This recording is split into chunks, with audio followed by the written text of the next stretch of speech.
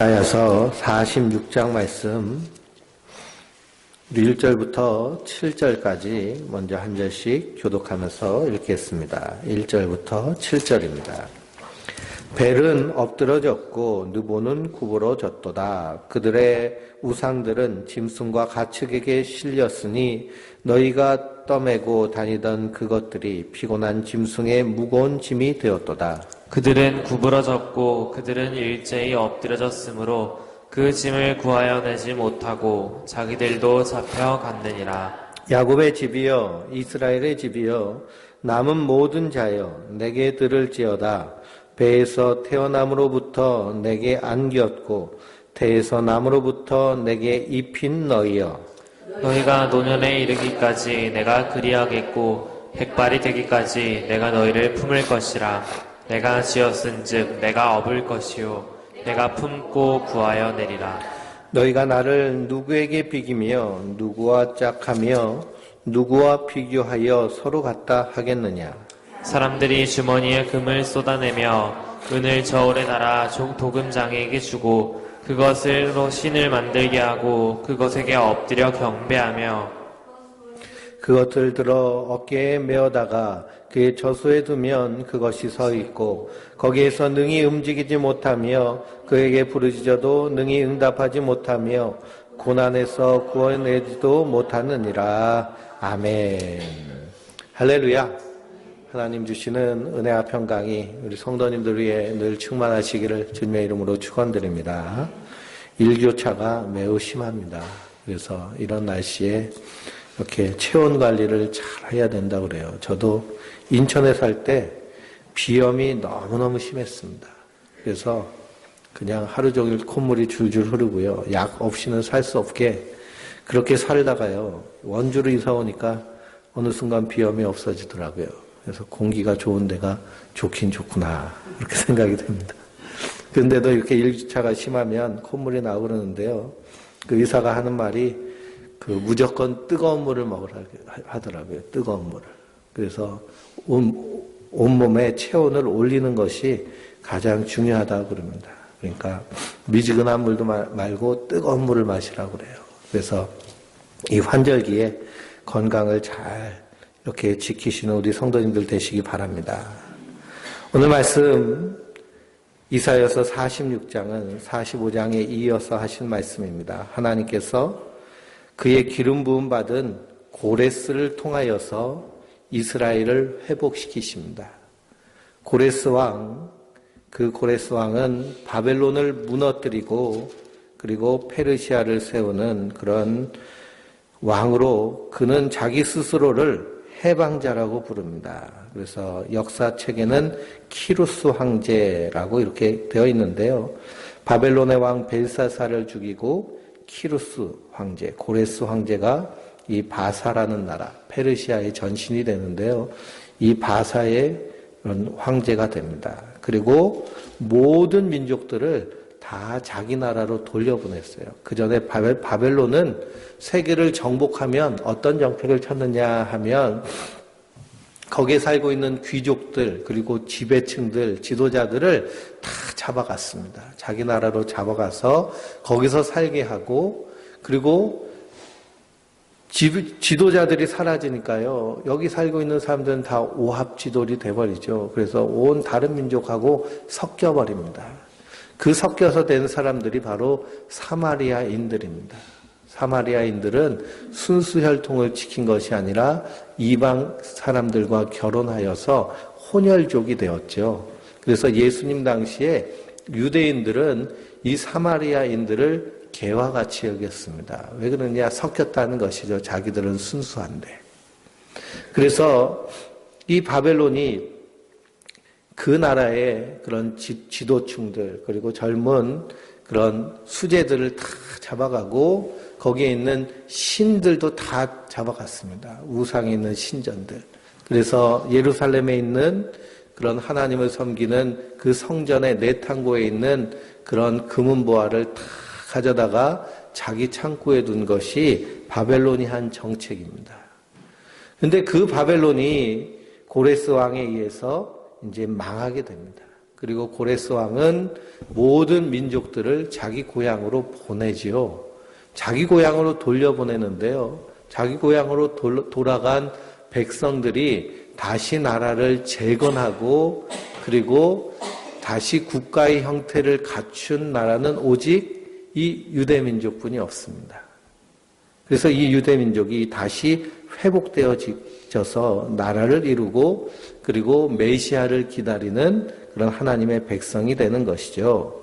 그래서 하나님께서 이 고레스를 통하여서 이스라엘을 회복시키는 것이 예수 그리스도가 이 땅에 우리의 왕으로 오셔서 평화의 왕, 만왕의 왕으로 오셔서 우리를 대신하여 십자가에 달려 죽으심으로 우리를 죄와 사망에서 구원해 내셔서 하나님 나라에 이르도록 인도하여 주시는 그 구원의 모형이 되는 것을 우리가 이사야 선지자를 통하여서 발견할 수 있습니다. 그래서 이 일을 이루시는 것이 하나님이시라는 것이죠. 구원하신 분은 하나님이신데 민족들과 열방들이 하나님을 섬기지 아니하고 하나님을 인정하지 아니하고 무엇을 섬기느냐? 우상을 섬기는 것입니다. 그 우상은 금으로도 만들고 동으로도 만들고 나무로도 만들고 거기서 비나이다 하죠. 그 우상의 정신 가운데 깊이 들어가면 결국 우상을 섬기는 것은 누구를 섬기는 것이냐? 자기 자신을 섬기는 것이 되어버립니다. 우리가 비나이다 할 때 누구를 위해서 비나요? 나를 위해서 빌지요. 가족을 위해서 빌고요. 나에게 유익한 쪽으로 비는 것이 비나이다의 모습입니다. 그래서 십계명을 보면 너를 위하여 우상을 새기지 말고 그것들에게 절하지 말라라고 하나님께서 십계명을 주십니다. 그래서 우상의 근본 정신은 무엇이냐? 나를 위하여 행하는 모든 것들이 하나님 보시기에는 우상 숭배가 되는 것이죠. 그러므로 우리가 하나님을 섬기고 예수를 나의 구주로 믿는다라는 것은 이제 나를 섬기는 것이 아니라 참으로 섬김을 받으실 분, 이 우주를 창조하시고 나를 만드신 그 하나님을 섬기는 것이 우상 숭배에서 벗어나는 길인 줄 믿습니다. 그래서 구원을 이루어내시는 것, 이것을 성경에서는 거듭난다라고 기록되어 있고 새롭게 창조한다고 이렇게 사도 바울은 말하고 있습니다. 왜 그러냐? 인간 스스로가 자기를 섬기는 것을 멈추고 하나님을 찾아서 하나님 앞에 나설 그런 실력이 없기 때문이죠. 그러므로 내가 하나님을 믿고 섬기는 모든 것들은 하나님의 은혜인 줄 믿습니다. 그래서 하나님께서 이 바벨론에서 해방시키기 위해서 고레스를 통해서 이 바벨론을 멸망시키시죠. 그래서 벨은 엎드러졌고 누보는 구부러졌도다 라고 말하고 있습니다. 이 벨은 아람어로 벨이라고 말하는데요. 이것을 히브리어로는 바알이라고 합니다. 바알. 마르뚝이라고 하죠. 영어로는 마르뚝. 바알. 그래서 이 바알 신은 이 고대 바벨론의 그런 가장 주신입니다. 그리고 느보는 그 아들의 신인데요. 그 아들 신은 지혜의 신이죠. 그래서 바벨론 사람들은 바알 신에다 절하고 그리고 그를 숭배했습니다. 그래서 자기가 큰 제국을 이룬 것, 바벨론이 큰 제국을 이룬 것이 바로 바알 신의 덕분이다라고 하고 그들은 우상 숭배를 하였는데요.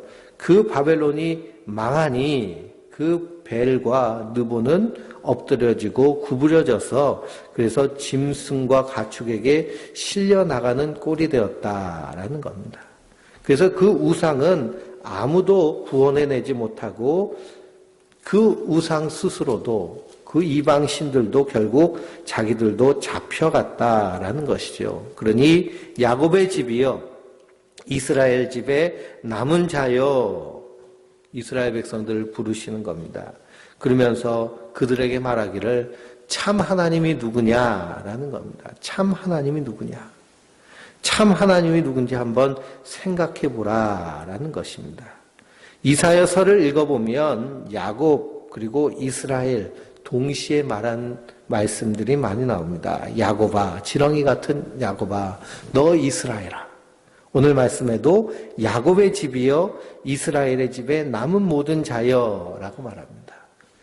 야곱이 이스라엘이죠. 창세기를 읽어보면 야곱이 야복강가에서 하나님과 씨름하다가 하나님을 이겨먹었습니다. 그러니까 하나님이 그의 환도뼈를 탁 치면서 내게 복 달라고 하니 네 이름을 이스라엘로 하라라고 이름을 바꾸시죠. 그래서 야곱이 옛 이름이고 이스라엘은 하나님이 새롭게 주신 이름입니다. 그래서 야곱이란 이름 속에는요, 속이는 자라는 뜻이 담겨져 있어요. 그 이름 뜻대로 야곱은 계속해서 속이는 욕심쟁이입니다. 그래서 자기 형의 장자권이 탐나서 장자가 되고 싶어서 팥죽을 써가지고 자기 형이 사냥하고 돌아올 때 매우 배고플 것을 노려가지고 팥죽 한 그릇에 장자권을 이렇게 사고 파는 그런 일을 하고요. 아버지의 축복을 따내기 위해서 형으로 위장하고 가서 아버지의 축복을 받았던 속이는 사람이 바로 야곱입니다. 그래서 야곱의 인생은요, 속고 속이는 인생이죠. 그렇게 속이는 인생을 사니까 더 무서운 사람, 자기 외삼촌 라반의 집에 가서 거기에 기거하게 됐는데 결혼을 하려고 했는데요. 결혼 사기를 당했죠. 누이 동생을 달라고 그랬는데 언니를 주고 그래서 누이를 또 동생을 얻기 위해서 14년 동안 종살이하는 그런 속임을 당하는 사람이 바로 야곱입니다. 그래서 야곱의 이름에 담겨져 있는 의미는 자기 고집, 자기 야망, 자기 욕심으로 산 사람의 모습입니다. 그런데 그가 야복강가에서 하나님과 씨름하다가 새벽이 돼서 하나님이 떠나가시려고 하니까 이거 붙잡고서는 놓치라는 거예요. 내게 복을 달라고, 내게 복을 달라고. 그랬더니 하나님이 그의 환도뼈를 내려칩니다. 환도뼈는 이렇게 엉치뼈거든요. 이걸 내려쳐서 이것이 위골됐습니다. 그러니 엉치뼈가 부러지면 어떻게 되나요? 걷질 못하죠. 그래서 지팡이를 의지해서 걷게 됩니다. 지팡이를 의지해서 걷게 되는데 그가 이스라엘이라는 이름을 얻습니다. 지팡이를 의지해서 걷는다는 것은 무엇을 의미하느냐? 하나님을 의지하고 걷는다는 것을 얘기하는 것이고요. 하나님의 뜻이 그 안에서 이루어진다는 것을 의미하는 것이죠. 그러니 야곱의 집이여 이스라엘 집이여 라고 할 때 하나님이 그를 야곱이라고도 부르고 이스라엘이라고 부른 이유는 무엇이냐? 야곱일 때도 하나님은 그의 하나님이고 이스라엘일 때도 하나님은 그의 하나님이시다라는 겁니다. 우리가 하나님 앞에요, 때로는 거룩하고 경건하게 살 때가 있죠. 근데 때로는 죄 가운데 빠져서 허덕일 때가 있습니다. 하나님은요, 경건하고 거룩하게 살 때만 아유 내 자식 이러시는 분이 아니라 우리가 거룩하든지 깨끗하든지 더럽든지 죄 가운데 있든지 동일하게 우리를 사랑하신다는 의미가 바로 야곱의 하나님, 이스라엘의 하나님이라는 동일하게 부르는 그 이름인 줄 믿습니다. 그래서 하나님은 로마서 5장에 우리가 아직 죄인 되었을 때, 우리가 아직 원수 되었을 때, 그때 하나님 이미 우리를 사랑하시는 줄 믿습니다. 그래서 우리가 에베소서를 한번 읽어볼까요? 에베소서 1장입니다. 신약성경 에베소서 1장. 신약성경 311페이지에 있습니다. 신약성경 311페이지 에베소서 1장 3절, 4절 한번 읽어보겠습니다. 시작.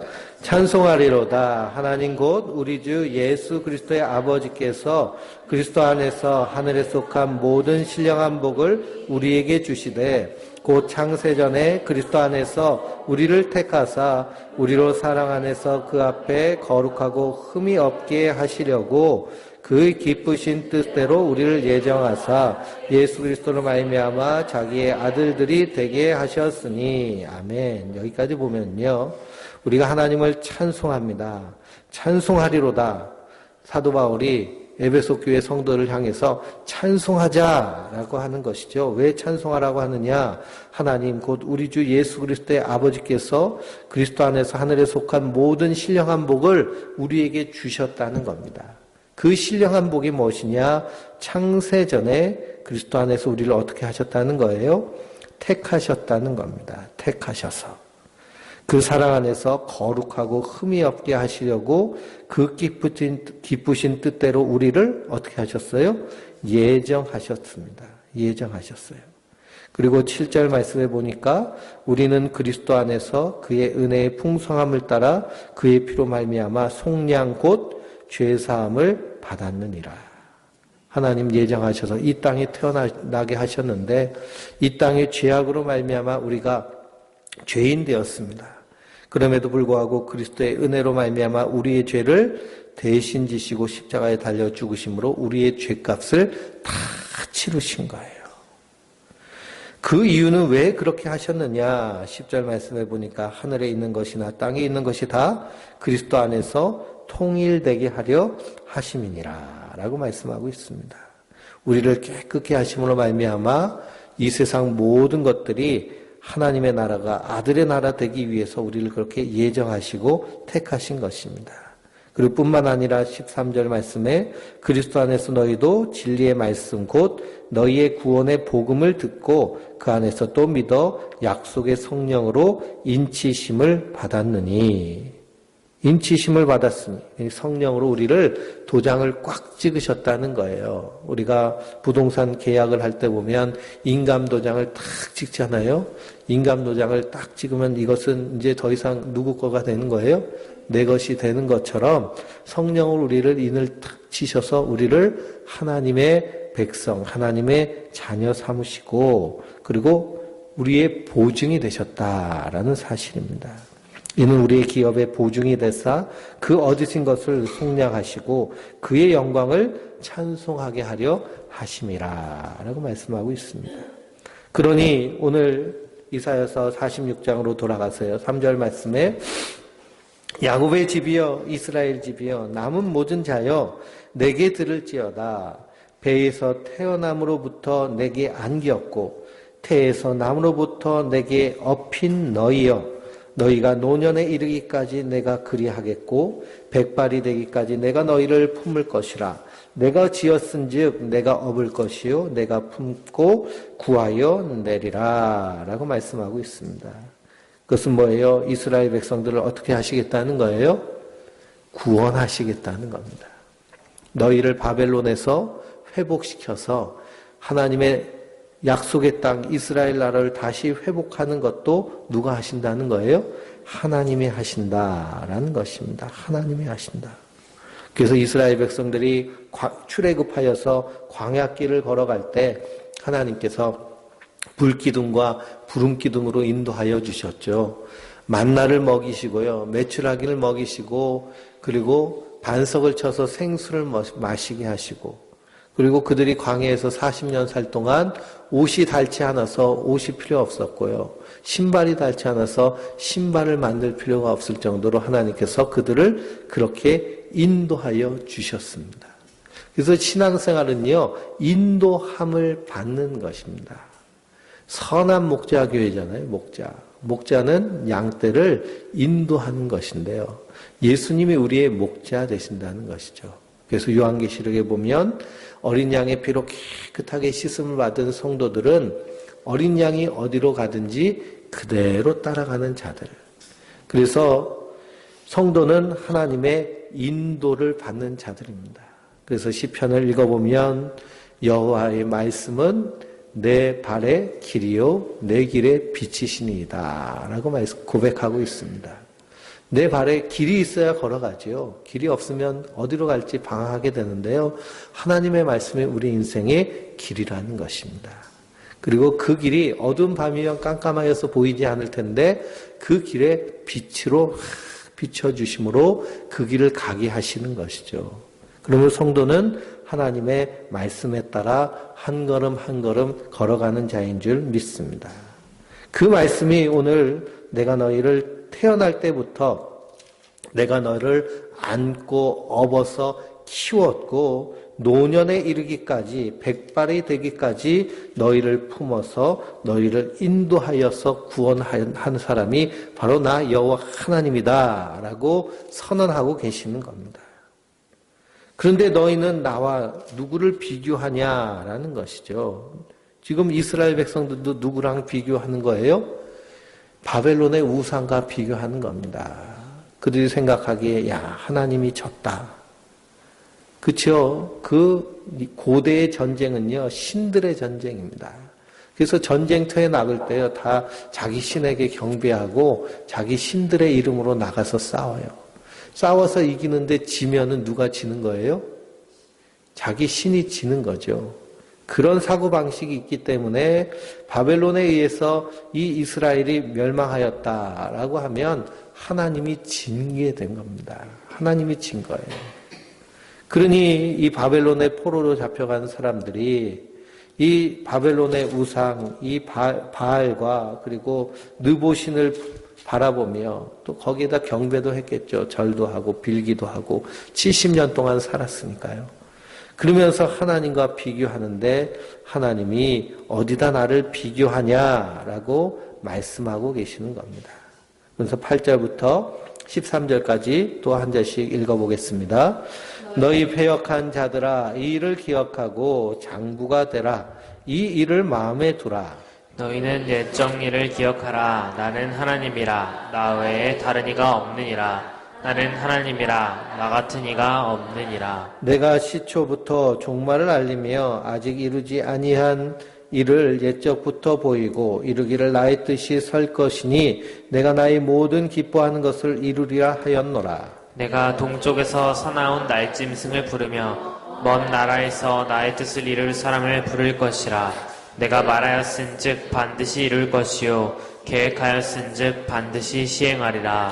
마음이 완악하여 공의에서 멀리 떠난 너희여 내게 들으라. 내가 나의 공의를 가깝게 할 것인즉 그것이 멀지 아니하나니 나의 구원이 지체하지 아니할 것이라. 내가 나의 영광인 이스라엘을 위하여 구원을 시온에 베풀리라. 아멘.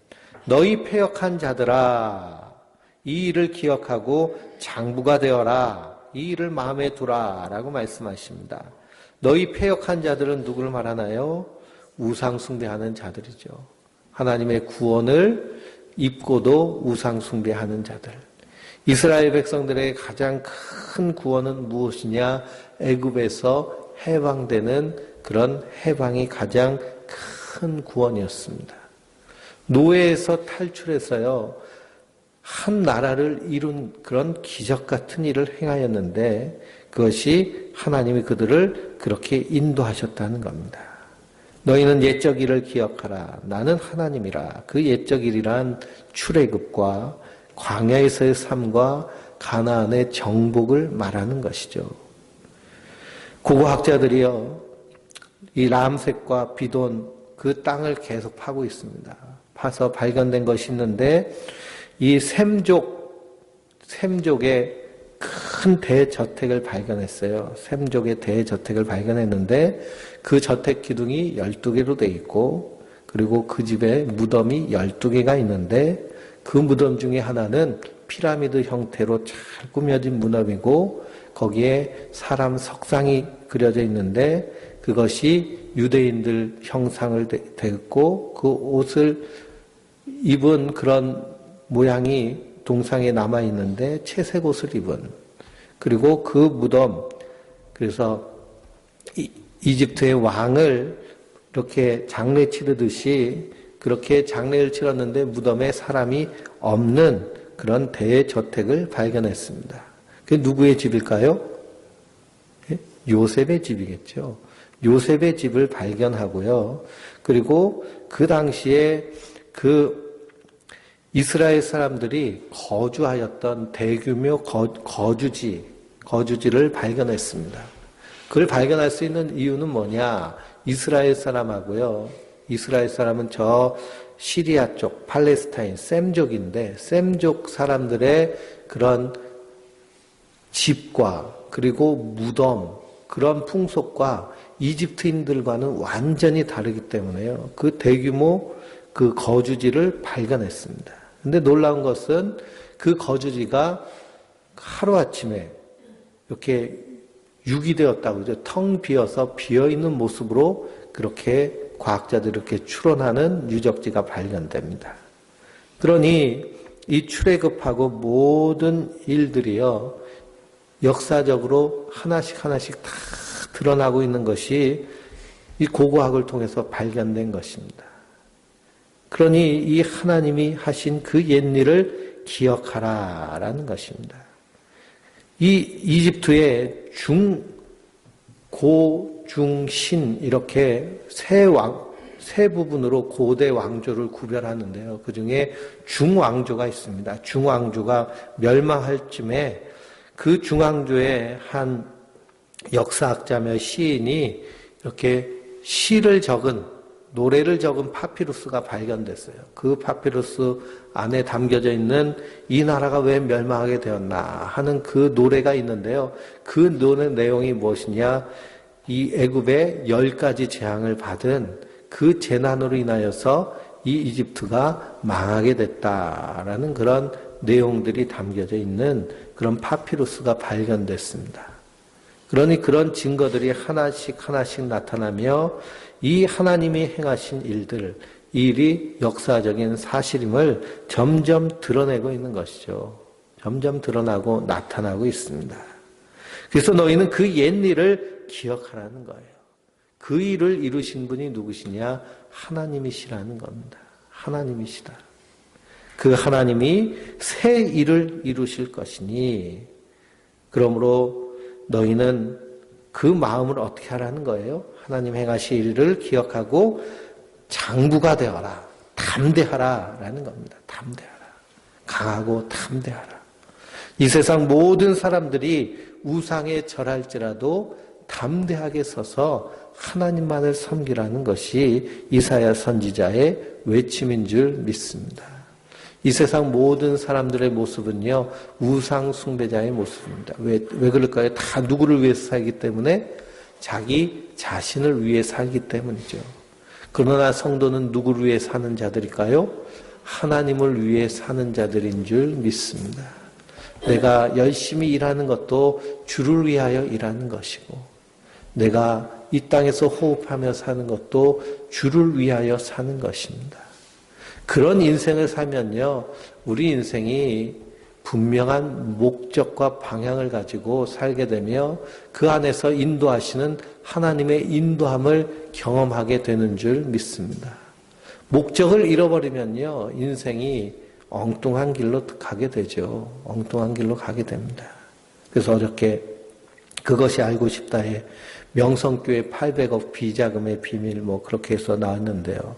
저 신림면에 가면 거기 명성수련관이라고 엄청나게 큰 땅에다가 수련관을 잘 지어놨더라고요. 그런 것들이 전국 곳곳에 얼마나 많이 있는지 모릅니다. 그리고 비자금을 얼마나 많이 모아놨는지요. 왜 그런 비자금이 생길까요? 성도들이 헌금하면 그 헌금을 가지고 그 목적에 따라서 쓰면 되는데 그렇지 않았기 때문에 그렇습니다. 우리가 하나님께 헌금한다라고 할 때 하나님이 돈이 필요한 분이 아니시죠.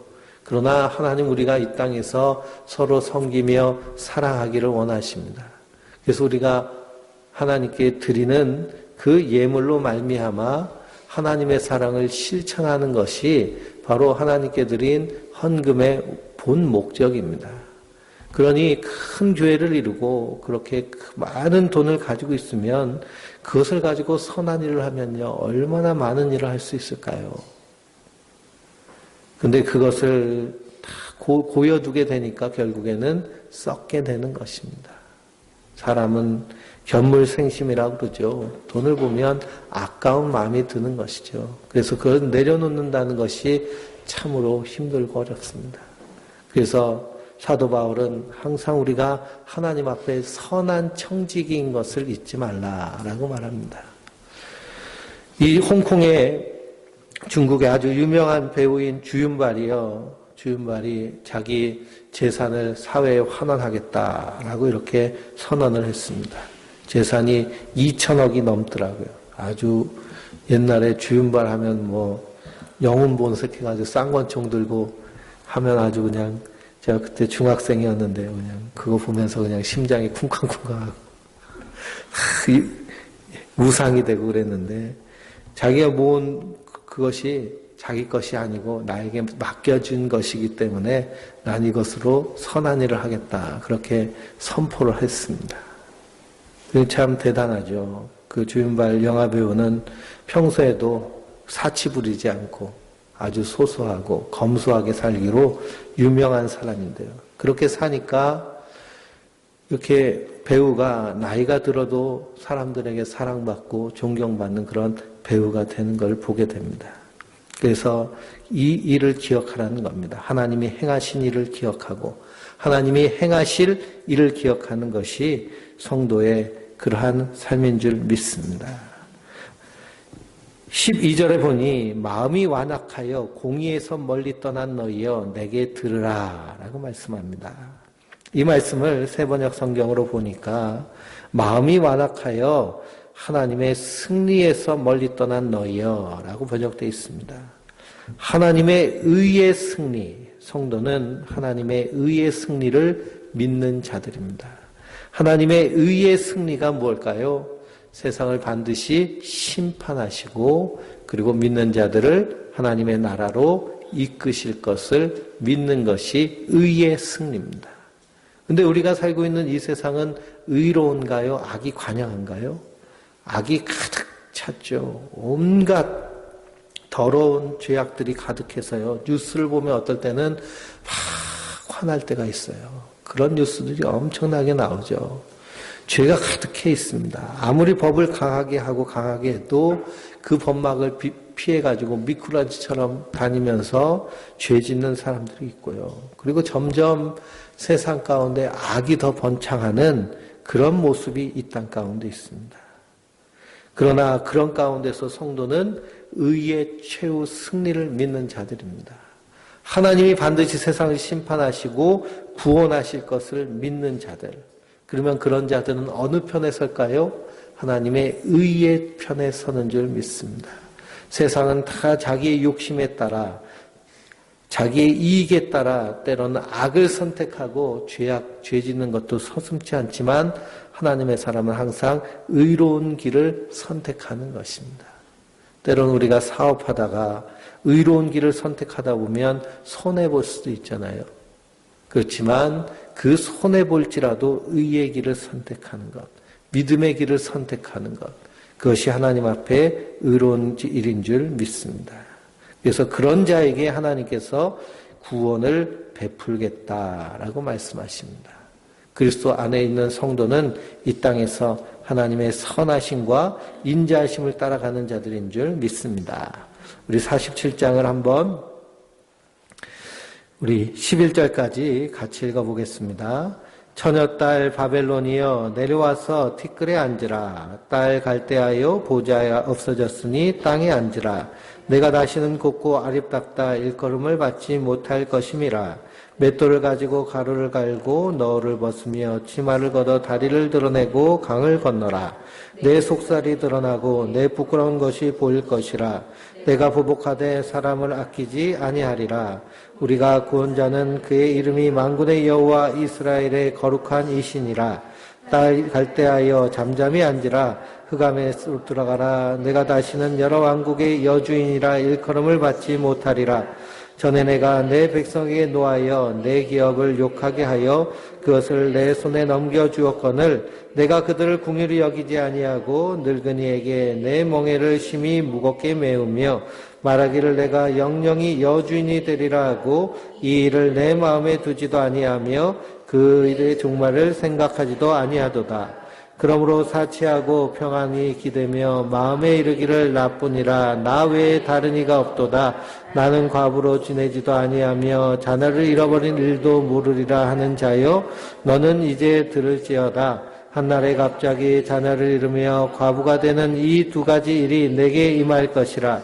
내가 무수한 주술과 많은 주물을 빌릴지라도 이 일을 온전히 내게 임하리라. 내가 내 악을 의지하고 스스로 이르기를 나는 보는 자가 없다 하나니 내 지혜와 내 지식이 너를 유혹하였음이라.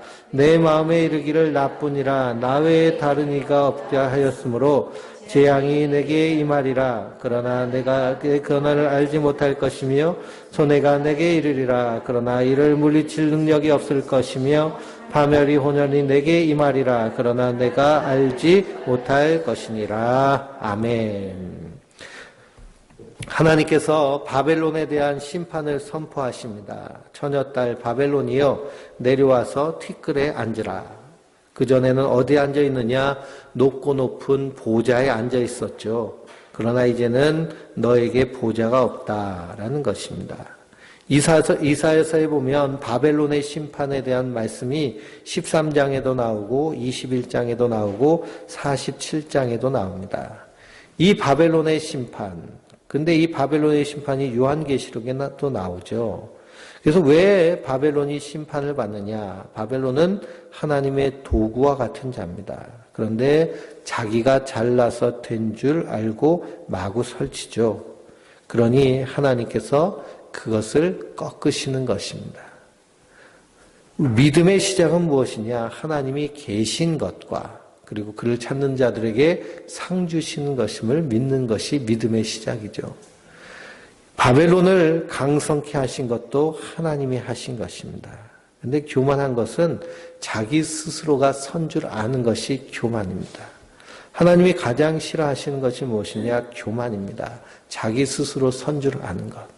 그런데요, 절대로 우리 인생은 자기 스스로 설 수 없는 것이 인생입니다. 이 바벨론이라는 이 바벨의 역사는 창세기에서부터 시작됩니다. 창세기에서부터 바벨탑을 짓죠. 바벨탑을 지으면서 그들이 한 말이 무엇이냐?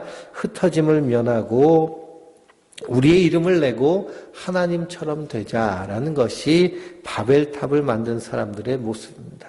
하나님은 흩어지라고 하셨거든요. 생육하고 번성하라. 노아의 홍수 이후에 사람들을 흩어지게 하셔서 생육하고 번성하게 하시는 것이 하나님의 뜻인데요. 이 바벨은 흩어지지 말라는 겁니다. 모여서 크게 되자. 하나님처럼 되자. 그리고 탑을 쌓는 것이 탑입니다. 그러니 이 바벨론의 심판에 이 바벨론은 이 고대의 바벨로니아 그 나라만을 말하는 것이 아니라 하나님처럼 되려고 하는 그런 교만한, 그래서 하나님을 의지하지 않고 자기를 의지하는 모든 사람과 단체와 국가가 바로 바벨론입니다. 베드로전서 5장 13절을 읽어보면 바벨론에 있는 교회에게 편지한다라고 베드로 사도가 편지를 쓰죠. 교회가 어느 한가운데 있다는 거예요? 바벨론 한가운데 있다라는 겁니다. 그러니 우리도 지금 어디 한가운데서 살고 있는 거예요? 바벨론 한가운데서 살고 있습니다. 바벨론은 하나님을 의지하지 않고 자기가 하나님 되려고 하는 모든 그런 이 체계가 바로 바벨론이라는 체계입니다. 결국 이것은 심판받을 것이죠. 그러니 바벨론 안에 있는 교회는 끝까지 인내의 말씀을 지키는 것인데요. 그것은 뭐냐? 하나님을 하나님으로 섬기고 그리스도를 통하여서 우리가 사망 권세를 깨트리고 의의 최후 승리를 믿으며 새하늘과 새 땅을 바라보며 이 땅을 믿음으로 사는 것인 줄 믿습니다. 요한계시록을 읽어보면 바벨론을 심판하신 후에 어떤 일이 일어나느냐? 어린 양의 혼인잔치가 일어납니다. 어린 양의 혼인잔치. 그러므로 이 바벨론, 이 세상의 체계는요, 어떤 체계인가요? 성공을 하려고 하고, 잘 되려고 하고, 번성하려고 하고, 내가 높아지려고 하고, 밟고 일어서려고 하는 것이 이 바벨론의 체계입니다. 그러나 그리스도 안에서 하나님의 백성된 자들은요, 이 땅에서 성공도 실패도 의미가 없는 것입니다. 성공해도 좋은 것이고 실패해도 괜찮은 거예요. 왜 그러냐? 성공도 실패도 이 땅의 것이 아닌 영원한 하나님 나라에서 우리에게 의미가 없는 것이기 때문입니다. 오직 그리스도 안에 있으면 그것이 우리에게 하나님의 은혜인 줄 믿습니다. 그러므로 성도는 이 땅에서 때로는 어려움 가운데 있을지라도 고난 가운데 있을지라도 일희일비하는 것이 아니라 흔들리는 것이 아니라 견고히 서서 새하늘과 새 땅을 바라보는 자인 줄 믿습니다. 그러므로 우리가 어린 양의 혼인잔치에 참여할 순결한 하나님의 주님의 신부처럼 날마다 말씀으로 우리를 깨끗하게 지키고 하나님 말씀에 따라 삶으로 주님의 인도함을 누리는 그런 하나님의 사람들 되시길 주님의 이름으로 축원드립니다. 우리